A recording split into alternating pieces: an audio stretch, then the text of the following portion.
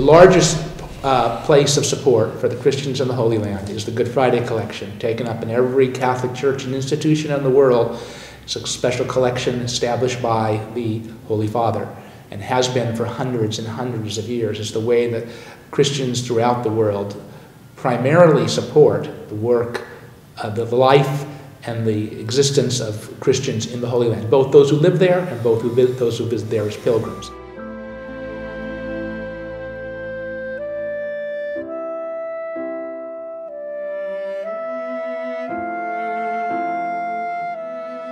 Americans hear things on the news frequently, every night, perhaps something about the Holy Land.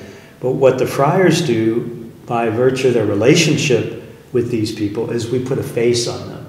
You know, you meet a shopkeeper who is a Christian, or your bus driver, or you talk to folks in restaurants or on the street, and all of a sudden, this is a world now with not just labels, but with real people. Parish life, especially in the West Bank, in areas governed by the Palestinian Authority, rely heavily upon the support of the Good Friday collection to fund parish activities, because the parishioners themselves don't enjoy the kind of standard of living that we do here in the Western world, and so there is a fairly heavy reliance upon benefactors, whether it be from the Good Friday collection or from other sources, to help fund parish activities. Religion is a more serious topic for people there, and particularly for this small minority that really has their identity by their connection to the Christian faith. And so the parishes are live and vibrant and active,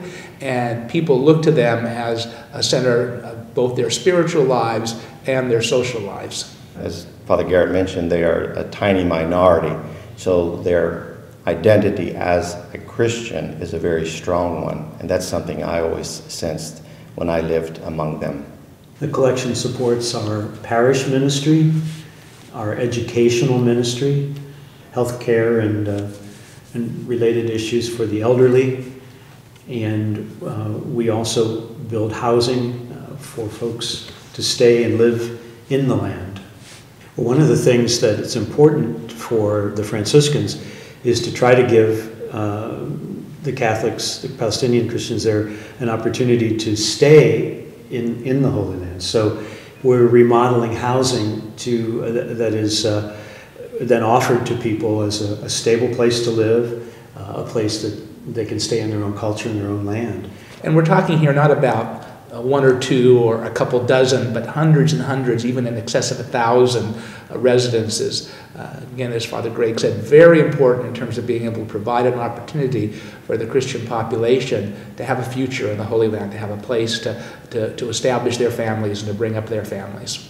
There has been a rather significant rate of emigration over the last 50, 60 years of Christians from the Holy Land. But in particular from the West Bank and from the Gaza Strip, where life is very, very challenging at times. The Good Friday collection helps the friars to maintain the shrines. There are a lot of shrines, and they need periodic maintenance. It goes to support the friars as well. The friars have their needs, educational needs, medical needs, and so forth. We also have scripture scholars, the study of Scripture, not just within the friars, but other scholars who come to study with the Franciscans, and the archaeology that the friars have done for many, many years that has brought out new discoveries over time about the places we visit. So an active scholarship is very important work of the Franciscans as well. Father Custos, who is the head of the Franciscans in the Holy Land, would say that the most important thing that we do there is education. These schools help create an atmosphere and training of young people in terms of how to live together with others in peace and harmony. It provides them with the knowledge skills they need to be able to be successful. Among the projects that we operate there, many of us believe that the schools are perhaps the most important in terms of the long-term future of the Holy Land. And it's helping Christians and Muslims to live together and work together and worship together. And Christians, Muslims, together. And Jews. Jews as well. We have at least one institution where all three are together, yes. Right. And so day to day you have kids going to school together with people of other faiths. So they're learning who they are and maybe taking out some of the mystery about each other. And one of the things that I heard in the Holy Land was that so often between groups, they don't know each other. There's an ignorance about each other, what we believe or they believe and so forth. But like in Jericho, where the kids are all together, of different faiths, and it's just a wonderful experience to see them and to know that they're building a new foundation, as you said.